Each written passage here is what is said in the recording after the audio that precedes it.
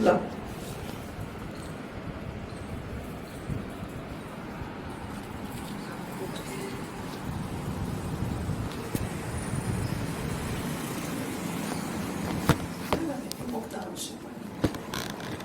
Quality સારી નથી આવતી.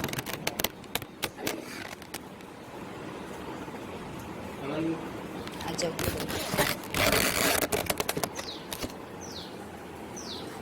કેમેરો દબાઈ જતો હશે. હા. આમ કાઢીએ ને ઉપર.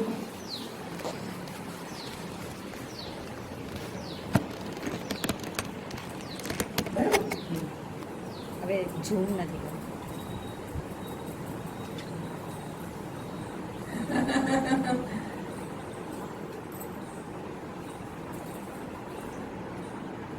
અગિયારસો 83 પાના ઉપર ભાષ્યકારે કહ્યું, હૃદય અભિવ્યક્ત વિજ્ઞાન ભવતી ઇત્યર્થઃ. હૃદયમાં જેનો કશાને આવે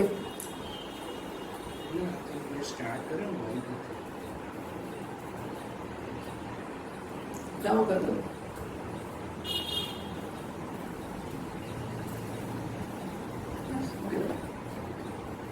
1183 પાપ જુઓ. ભાષ્યની પહેલી લીટીમાં હૃદય અભિવ્યક્ત વિજ્ઞાન ભવતી ઇત્યર્થઃ. હૃદયમાં જેનું વિજ્ઞાન અભિવ્યક્ત થાય છે એવો એ થાય છે એમ અર્થ છે. આપણે કહ્યું કે વીજળી એ હોય તો વીજળીના સંપર્કને કારણે મોટર ફરે, મોટરથી પાંખો ફરે, પાંખો ફરે એટલે હવા આવે. વીજળી સાથેનો સંપર્ક જતો રહે તો મોટર ના ફરે, તો પાંખો ના ફરે, તો હવા ના આવે.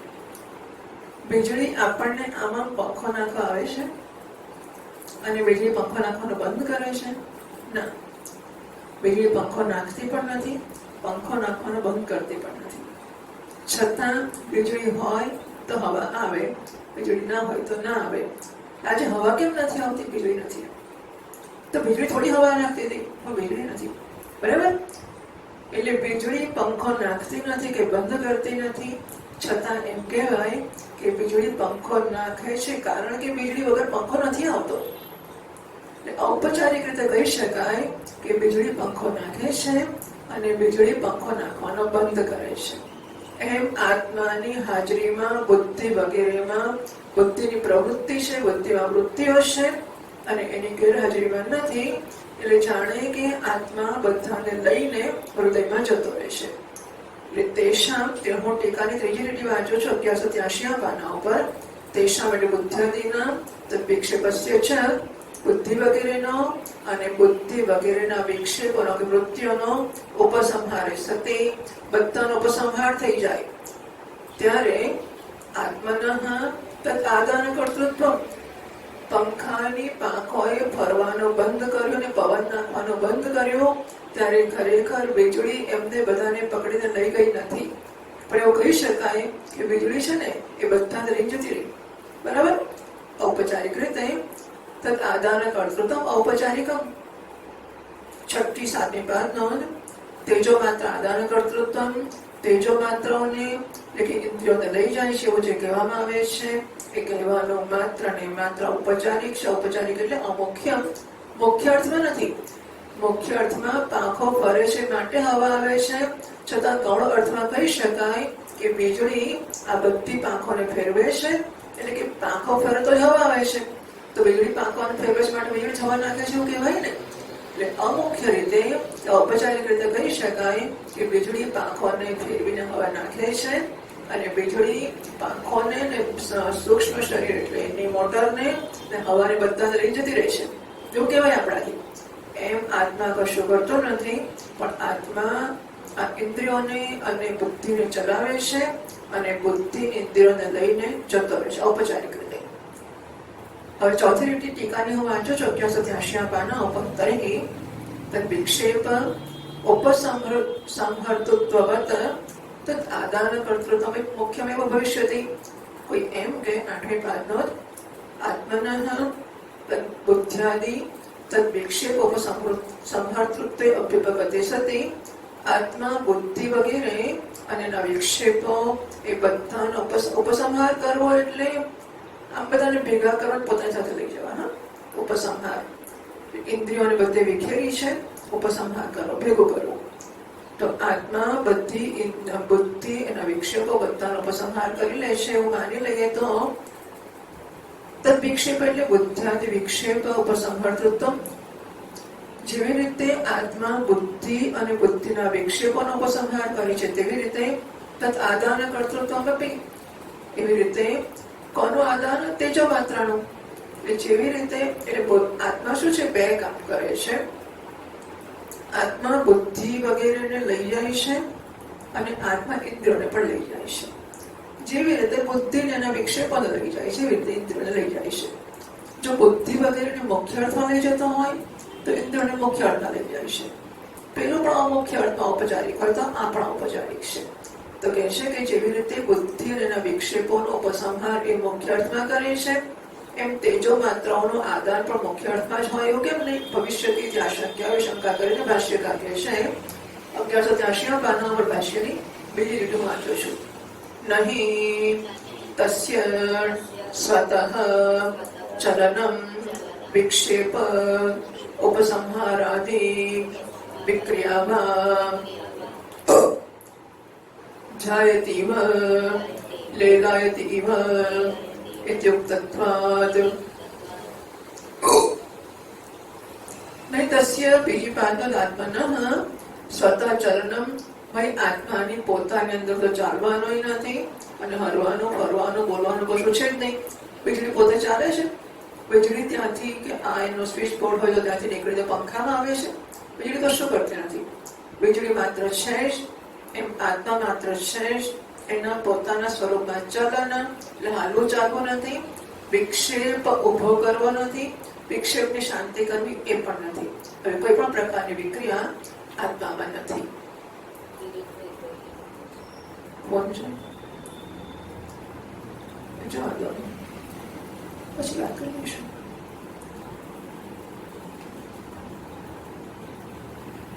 આદિ શબ્દનો ટીકાકાર કહે છે આદિ શબ્દના ક્રિયા વિશેષ સર્વ ગૃહ્યતે. આદિ શબ્દથી બધા ક્રિયા વિશેષનું ગ્રહણ છે. એટલે વિક્ષેપ ઉપસંહાર આદિ વિક્રિયા આદિ એટલે હવે જોઈ શકીએ.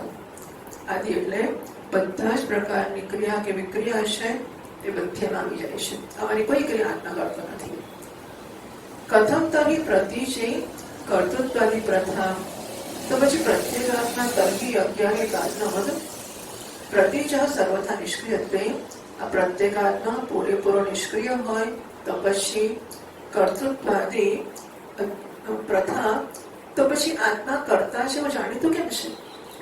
આત્મા જો કશું કરતો જ ના હોય તો જાણીતો એવું જ છે કે આત્મા મેં એટલે હું આત્મા શબ્દ ભલે ના વાપરું પણ મેં પાપ કર્યા, મેં પુણ્ય કર્યું, મારે પાપનું ફળ ભોગવવું પડશે, પુણ્યનું ફળ મળશે, સુખી થઈશું. તો હું બધું કરું છું ને ભોગું છું જાણીતું કેમ હશે? હું ના કરતો હોય તો લોકો કઈ મૂર્ખ છે કેવું કે એટલે હું કરું જ છું કે નથી કરતો? હા, જાણે હું કરું છું એટલે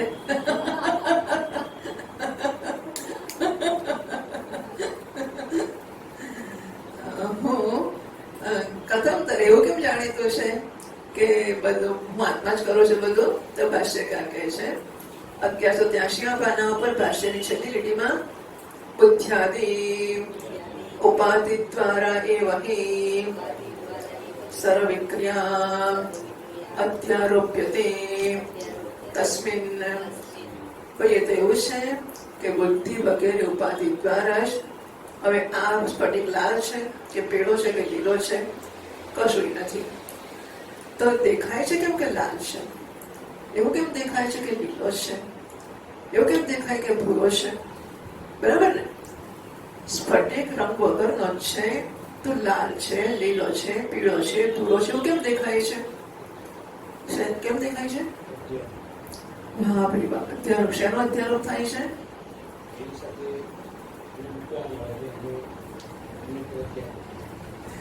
એને શું કહેવાય? ઉપાધિ. આ બાજુમાં પડેલી ઉપાધિ છે એ ઉપાધિને કારણે આમાં દેખાય છે. બાકી આમાં તો કશું છે જ નહીં. હું કરતો એવું કેમ લાગે છે કે એની નજીકમાં રહેલી બુદ્ધિ બધું કરે છે ને એટલે એવું દેખાય છે કે આત્મા કરે છે. આમાં સમજ પડી ગઈ ને કે આ તો કશું રંગવાળો છે જ નહીં. બાજુમાં પડેલી પેન્સિલને લીધે એનો રંગ દેખાય છે, એમ આત્મા કશું કરતો નથી. આત્માની આજુબાજુ એટલી પ્રવૃત્તિ ચાલે છે કે જાણે આત્મા કરતો એવું લાગે છે. ભાષ્યકારે કહ્યું 1183 પાનાની છેલ્લી લીટીમાં બુદ્ધ્યાદિ ઉપાધિ દ્વારા એવહી આ બુદ્ધિ વગેરે ઉપાધિઓના દ્વારા જ સર્વક્રિયા તસ્મિન આત્માની અધ્યારોપ્યતે આત્મામાં બધી વિક્રિયાઓનો અભ્યાસ કરવામાં આવે છે. ટીકાકાર કહે છે 1184 પાના ઉપર ટીકાની પહેલી લીટીમાં સયત્ર ઇત્યાદિ વાક્યમ આકાંક્ષા પૂર્વક અવતાર્ય વ્યાકરોતિ. તો કંડિકામાં જુઓ હવે 1178 પાના ઉપર 1179 સહિતા તેજો માત્ર સમભ્યાદદાન એની ચર્ચા થઈ ગઈ. હૃદય એવો અનુભવક્રામ તેની ચર્ચા થઈ ગઈ. હવે કયું બાકી વાક્ય છે? ક્ષેત્ર એશ ચાક્ષુષ પુરુષ. બરાબર. તો ભાષ્યકાર હવે એની સમજ આપવાની શરૂઆત કરે છે. એટલે સહિત્ર ઇત્યાદિ વાક્ય આકાંક્ષા પૂર્વક અવતાર્ય વ્યાકરોતિ. ભાષ્યકાર વાક્ય સમજાવે છે 1184 પાના ઉપર ભાષ્યની પહેલી લીટીમાં 1184 ભાષ્યની પહેલી લીટી કદા પુનઃ તસ્ય તેજો માત્ર અભ્યાદાનમ ઇતિ. તો ક્યારે એવું થાય કે તેજો માત્રનું ગ્રહણ કરે છે? ટીકાકાર કહે છે તો ભાષ્યકાર જવાબ આપે છે નો ભાષ્યમાં વાંચીએ ઉચ્યતે સહ યત્ર એષઃ ચક્ષુષી ભવઃ ચાક્ષુષઃ પુરુષઃ. ઉચ્યતે કહેવામાં આવે છે પહેલી પાદનો કે છે કરણ આદાન પ્રકાર ઉક્તવા. તો ઇન્દ્રિયોને ગ્રહણ કરી લે છે. કેવી રીતે? એનો પ્રકાર કયો કે જાણે કે ગ્રહણ કરે છે. એ કયા પછી હવે મુમુર્ષોઃ વૃત્તિકાલે શબ્દાદિ અજ્ઞાન પ્રકાર ઉચ્યતે. તો મળતી વખત એને શબ્દ સ્પર્શનું જ્ઞાન કેમ થતું નથી? બરાબર. મુમુર્ષો એટલે મૃત્યુ પામી રહેલો જે માણસ છે એને આમ તો મળતો ઈચ્છો એવું થશે, પણ મરણાસન્ન છે, મૃત્યુની તૈયારીમાં છે. આ માણસને મૃત્યુના વખતે શબ્દાદિ શબ્દ સ્પર્શ રૂપ રસ ગંધ બધા વિષયોનું અજ્ઞાન હોય છે. એ કેવી રીતે હોય છે? ઉચ્ચતે કહેવામાં આવે છે તે તત્વમિતિ આહ્વાન. તત્વ એટલે શું છે તો ના જ આવડે. તત્વ એટલે શું?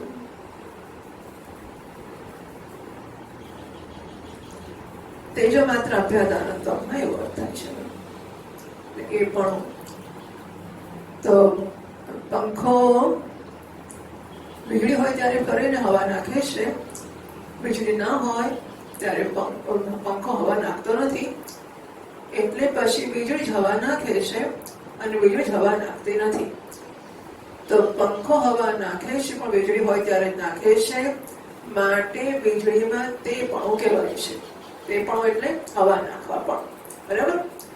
વીજળીની હાજરીમાં પંખાની પાંખો હવા આપે છે, વીજળીની ગેરહાજરીમાં પાંખો હવા આપતી નથી. ખરેખર પાંખો ફરવાથી હવા આવે છે, પાંખો ફરતી બંધ થાય તો હવા આવતી બંધ થાય છે, પણ વીજળીની હાજરીમાં જ થાય છે.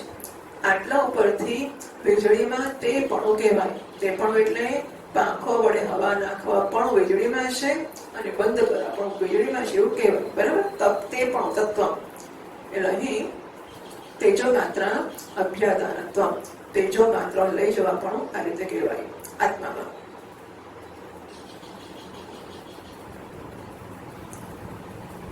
ક્ષેત્રેશઃ યત્ર બીજી બાદ યસ્મિન કાલે.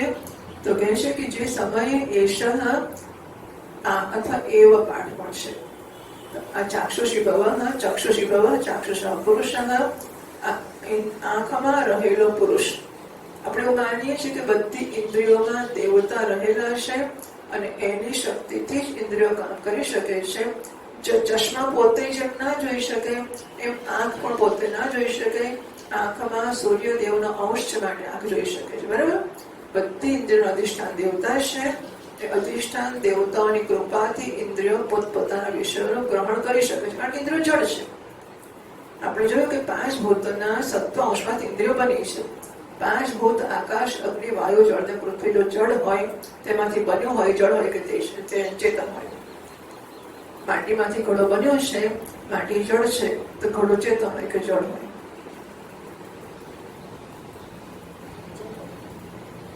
શી ખબર, અઘરું સવાલ બહુ લાગે છે. આવા આવતા આવતા 2 કલાક થઈ જાય છે. માટી કેવી છે? જળ છે. માટીમાંથી કોણ બન્યો? ઘડો બન્યો. માટીમાંથી બનેલો ઘડો જળ હોય કે ચેતન હોય? શું જાણે કે જળ હોય? જળ હોય ના, બસ. માટીમાંથી ઘડો બને તો ઘડો જળ હોય. તો કેવી રીતે 5 ભૂતમાંથી ઇન્દ્રિય બની હોય, ઇન્દ્રિય જળ હોય કે ચેતન હોય? જળ હોય. 5 ભૂત કયા કયા છે? એ પુણ્યાનંદજી મહારાજ એટલું બધું રિપીટ કરાવે છે. હા બોલો, એ બોલો, 5 વાર બોલો, 10 વાર, એટલું બધું. એવું સમજો છો કે આ હવે આપણે નથી કરતા માટે આપણા વિદ્યાર્થીઓને કશું નથી આવડતું. આપણા વિદ્યાર્થીઓને 5 ભૂતના નામ નથી આવડતા, 5 ભૂતોનો ગુણ કયો છે એ નથી આવડતા, કયા ભૂતનો કયો ગુણ એ નથી આવડતો. એનો ક્રમ આ તો તત્વબોધ પહેલા દિવસથી શરૂ થયેલી વસ્તુ છે, એમાંનો કશું જ આવડતું નથી. શું કારણ છે? કારણ કે આપણે એમને વર્ગમાં રિપીટ કરાવતા નથી. ક ને કઈ નહીં ક, ચલો બોલો, ક ને કઈ નહીં ક. કયા ધોરણમાં કરાવવાનું હોય? કયા ધોરણમાં કરાવવાનું હોય? જુનિયર કેજીમાં. કેમ એવું ત્યાં કરાવવું પડે? કારણ કે કશું આવડતું ના હોય અને ઘેર જઈને કશું કરતા ના હોય, એટલે પછી બાળકોને ત્યાં બોલાવો ના આવડે. હવે આપણે એ જ કરાવવું પડે તો જ આવડે. એવું હોય તેવું કરાવવું પડે. બધી જ વસ્તુ બહુ જ રિપીટ કરાવે છે. બહુ એટલે અડધો ક્લાસ એમનો રિપીટમાં કરાવવા જ જાય છે. કેટલી છોકરાઓને યાદ રહેતું હશે કે ભગવાન જાણે. એમને સંતોષ થતો હશે કે મેં પ્રયત્ન કર્યો, એટલું તો ખરું છે. પણ કંઈક અસર પડે હું માનું છું ખરી, કે તમે રિપીટ કરાવો ને બોલાવો એટલે પેલો સંભાન રહે, જરા જાગતો રહે, તમારી સામે જોતો રહે, એ પણ અસર તો પડતી જ હશે. અને એ તો ઘણી કડક ભાષામાં વાપરતા હોય છે, એટલે હસતા હસતામાં ઘણું વધારે બોલતા હોય છે. ઠીક છે, પણ એટલે આપણને જેવી જરૂર હોય તે, બાકી આ પ્રવચન કહે છે 5-25 વાર સાંભળો પછી એ રસ્તો પણ તો પણ આવડશે નહીં. એમનાથી યાદ રાખવાની તાનત રાખીશું તો જ આવડશે. પ્રવચન સાંભળી જશો એટલે તો તમારું પ્રવચન, તમારા 5 ભૂતો જે હશે તે આપણે શું. બાકી અત્યારે લગીમાં અનંત વાર સાંભળી જશે 5 ભૂતો, કેમ નથી આવડતા? એટલે પછી એનો અર્થ એવો છે કે દાનત હોય તો આવડે, ના હોય તો ના આવડે. સિમ્પલ. તો 5 ભૂતમાંથી ઘડો બન્યો હોય, 5 ભૂતના 27 ઇન્દ્રિયો બની હોય, ઇન્દ્રિયો જળ હોય કે ચેતન હોય? જળ હોય. કેમ? કારણ કે 5 ભૂતો જળ છે. 5 ભૂતો જળ છે. મળ્યું પાનોભાઈ? મળ્યું? હા. તો અહીંયા જરા જોવાનું, ધ્યાન રાખવાનું, સાંભળવાનું. 1184 પાના પર વાંચીએ છીએ આપણે. તો જો જયારે વિદ્યાર્થી ઓછા હોય ત્યારે વિદ્યાર્થીની જવાબદારી વધી જાય પછી. આમ તો ગમે એટલા હોય ત્યારે બધા જવાબદાર જ હોવા જોઈએ. પણ અત્યારે આપણે શિક્ષકને એનું આવાહન કરીએ, ઇન્વોકેશન કરીએ, એના ઉત્સાહને વધારીએ, વર્તન આપણે હોવું જોઈએ. તેનો ઉત્સાહ વધે. પછી પેલું એ કામ જોઈને પેલું ત્યાં જોઈને પેલું, પછી પેલો શિક્ષક બેચારો નર્વસ થઈ જાય. એટલે શિક્ષકના ઉત્સાહને ચાલુ રાખવો અને વધારવો એ આપણી જવાબદારી થઈ જાય છે. તો ઇન્દ્રિયો 5 ભૂતમાંથી બનેલી હોય તો જડ જ હોય. છતાં ઇન્દ્રિય જોઈ શકે છે. ચશ્મા જડ છે છતાં જોઈ શકે છે, કારણ કે પાછળ ઇન્દ્રિય છે. પણ ઇન્દ્રિય પણ જડ છે છતાંય જોઈ શકે છે. કે કારણ કે ચેતન દેવતા એને અનુગ્રહ કરતા હશે. ચાક્ષુષ પુરુષ એ હવે ટીકાકાર કહે છે 1184 પાના ઉપર, તસ્ય પુરુષ શબ્દાત ભોક્તૃત્વે પ્રાપ્ત વિષ્ણષ્ટિ. પુરુષ શબ્દ વાપરો તમે. તસ્ય એટલે ચાક્ષુષસ્ય, આંખમાં રહેલો પુરુષ છે, એને તમે પુરુષ શબ્દથી ઓળખાવો તો પછી ભોગતા જેવો થઈ જશે. તો સ્પષ્ટતા કરતા કહે છે વિષ્ણષ્ટિ. ભાષ્યકાર કહે છે 1184 પાના પર ભાષ્યની બીજી લીટી. દર વખતે હું પાનો લીટી એટલા માટે બોલી આશાથી કે તમે એ પાના પર એટલી જોશો અને પછી બોલવા લાગશો. એવી આશા હું યાદ કરું છું. આદિત્યાંશ ભોક્તો કર્મણા પ્રયુક્ત યાવત દેહધારણમ તાવત ચક્ષુષ અનુગ્રહં કુર્વન વર્તતે. આ ચાક્ષુષ પુરુષ છે એ કોણ છે? આદિત્યાંશ એ સૂર્યનો અંશ છે. એટલે સૂર્ય પોતાના ઉપનિષદમાં આવી ગયો સો આદિત્ય ચક્ષુર્વૃત્વા અક્ષિણી પ્રાવિશત. આદિત્ય ચક્ષુ બનીને આંખમાં પ્રવેશ કરે છે. બા અગ્નિભૂત મુખમ પ્રાવિશત. પાણીએ અગ્નિ બનીને મુખમાં પ્રવેશ કર્યો. એટલે દેવતાઓ આ સર્જન થયું ને, તો સર્જન થયું અને બધી ઇન્દ્રિયો બની ગઈ. પછી ઇન્દ્રિયોના ગોળકો છે પણ એમનામાં શક્તિ નહીં આવે જોવા સાંભળવાની. એટલે દેવતાઓએ પોતપોતાના અંશથી આ શરીરના તે ઇન્દ્રિયોમાં પ્રવેશ કર્યો માટે તે ઇન્દ્રિયમાં જોવા સાંભળવાની શક્તિ આવી. આદિત્યાંશ ત્રીજી વાત ચક્ષુરુગ્રાહક. ચક્ષુ પર અનુગ્રહ કરનાર આદિત્યનો અંશ એને પ્રવેશ કર્યો. આદિત્યાંશ ભોક્તુ કર્મણા પ્રયુક્ત. હવે કોઈકની આંખ સારી છે, કોઈકની આંખમાં સૂર્યએ પ્રવેશ કર્યો, કોઈની આંખમાં ના કર્યો, કોઈની આંખમાં ઓછો વધતો કર્યો, એ નક્કી કરનાર કોણ? કોઈની આંખ સારી છે, કોઈની આંખ અમુક વખતે જતી રહી, એવું કેમ થતું હશે? સૂર્યની કૃપા ઓછી વધતી હોય માટે. પણ સૂર્યની કૃપા ઓછી વધતી કેમ થાય? મારા કર્મોના આધારે. હું કૃપાનું જેટલું આવાહન કરું એટલી કૃપા થાય, ના કરું એટલું ના થાય. એટલે આ એક સિદ્ધાંત સમજવા જેવો અને ધ્યાનમાં રાખવા જેવો છે કે કોઈ પણ વસ્તુ મળે છે કૃપાથી. કોઈ પણ વસ્તુ એટલે કોઈ પણ વસ્તુ બ્રહ્મ જ્ઞાન હોય કે પૈસા હોય, પ્રતિષ્ઠા હોય, સત્તા હોય, સંપત્તિ હોય, સમૃદ્ધિ હોય, શરીરનું સ્વાસ્થ્ય હોય, સ્વજનો હોય, બંગલો હોય, ગાડી ઘોડા જે કંઈ હોય તે મળે છે કૃપાથી. તો પછી હું બેસી રહું ને કૃપા થઈ જાય કે ના? પણ કૃપા મેળવવી પડે છે. કેવી રીતે? પ્રયત્નથી. જે કંઈ મળે છે કૃપાથી મળે છે. એટલે પ્રયત્નથી નથી મળતું, કૃપાથી જ મળે છે. પણ કૃપા પ્રયત્નથી મળે છે. એટલે કૃપાની પ્રાપ્તિ માટેનો તીવ્ર પ્રયત્ન મારો નિરંતર ચાલતો હોવો જોઈએ. મારે જે કૃપા જોઈતી હોય તેના માટે, મારે બ્રહ્મ જ્ઞાન રૂપી કૃપા જોઈતી હોય તો એના માટે હું પ્રયત્ન કરું. પૈસાની કૃપા જોઈતી હોય તેના માટે કરું. પ્રતિષ્ઠા, સત્તા, જે કંઈ જોઈતું હોય તે મળશે કૃપાથી. પણ કૃપા મેળવવાની લાયકાત મારે નિરંતર મેળવ્યા કરવી જોઈએ. હું એ પણ જોઉં છું કે વિડીયો જે હું મૂકું છું ને, કોઈ ઓછા જ મૂકું છું, પણ ક્યારેક કોઈ મહાત્માના મૂકું છું એ કંઈ જોવાતા દેખાતા નથી. ગીતો મૂકું છું, માતાના ગીતો મૂક્યા મેં, પણ કોઈ એક પણ માણસે જોયું નથી. જોયું? આટલા બેઠેલામાંથી જોયું છે કોઈ? માતા પિતાને આરતી બેજાડો પહેલા મૂકી, એમના પહેલા જેટલા વ્યૂ હોય એક કે બે રહી, બસ. બાકી કશો ફેર નથી પડતો. એમ મહાત્માઓના મહારાષ્ટ્રની વચ્ચે મૂકે ને પ્રાર્થના કેસે કરે. આ બધી બહુ હું ઘણું કાળજી રાખું છું. એટલા માટે પુણ્યાનંદજી મહારાજનું મેં ગ્રુપ પર ના મૂક્યું. કેટલીક બહુ સ્ટેન્ડર્ડ વસ્તુઓ હોય તો જ હું મૂકું છું, એવી ઈચ્છાથી કે આપણને લાભ મળે. એટલે જે કંઈ મૂકવામાં આવે છે હું મૂકું અને મુકાવું દિગંતભાઈ પાસે કે દીપ્તિબેન પાસે કે ભક્તિ પાસે, તે પણ એટલા માટે કે આપણે લાભ લઈએ એનો. એટલે જે કંઈ મૂકવામાં આવે તો પ્રાર્થના કેસે કરે, સાંભળ્યું તો મહારાષ્ટ્રનું? પ્રાર્થના કેસે કરે, સાંભળ્યું તો? પ્રાર્થના કેસે કરે, સાંભળ્યું તો? કેમ મૂકું? સાંભળ્યું? અને હું નાના શોધી મૂકું છું, અડધા કલાક નહીં, 10-12 મિનિટના જ મૂકું છું. એટલા માટે કે જોઈએ, સાંભળીએ આપણે.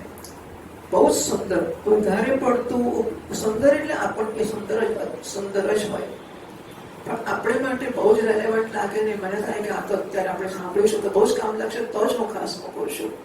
શોધી કાઢ્યું છેલ્લા અઠવાડિયામાં મૂક્યું હશે. અને સાંભળો, પ્રાર્થના કૃપાની પ્રાપ્તિ મફત નથી થતી. પ્રાર્થના કેવી રીતે કરવી?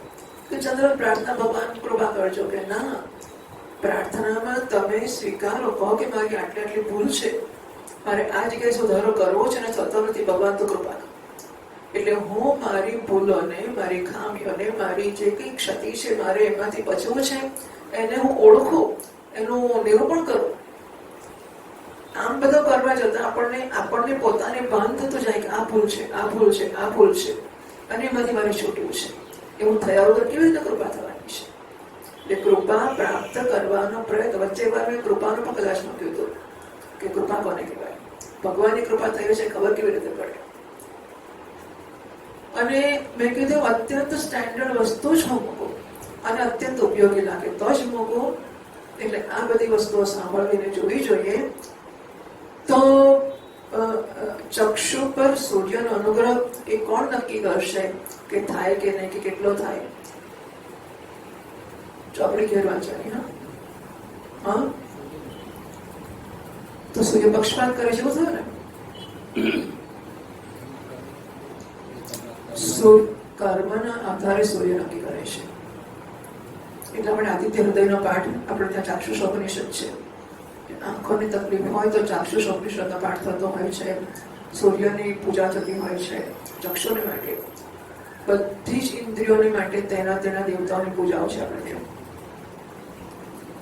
તો ચાક્ષુષ એટલે આદિત્યાંશ ટીકાકાર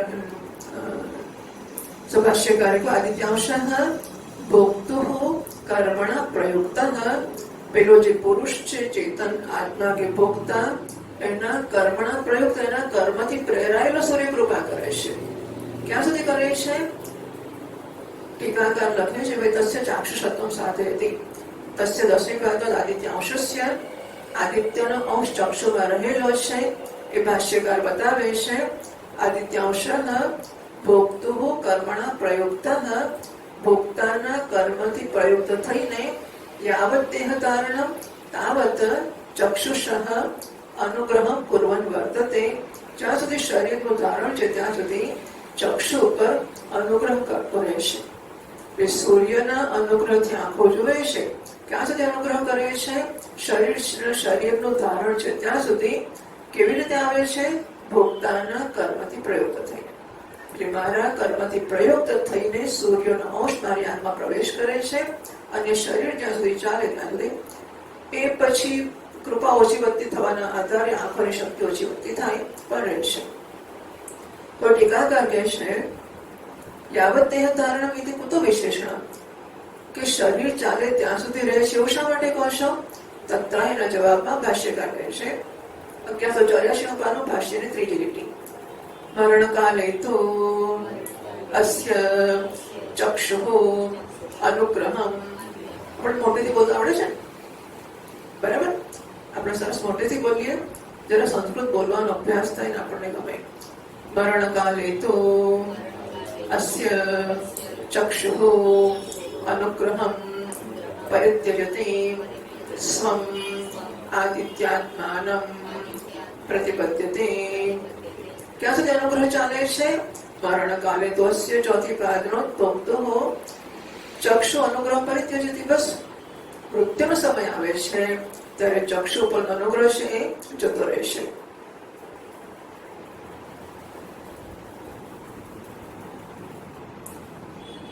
જો આ વાક્ય મરણકાલે તો ચક્ષુ અનુગ્રહ પરિત્યજતી. પરિત્યજતી એટલે ત્યાગ કરે છે. બરાબર? કોણ ત્યાગ કરે છે? આ કેમ કરતા કોણ થશે? 1184 પાના પર ભાષ્યની ત્રીજી લીટીમાં મરણકાલે તો અસ્ય ચક્ષુઃ અનુગ્રહ પરિત્યજતી. તો મૃત્યુના વખતે આ ભોક્તાનો ચક્ષુ અનુગ્રહ પરિત્યજતી, અનુગ્રહ ત્યાગ કરે છે. કોણ ત્યાગ કરશે?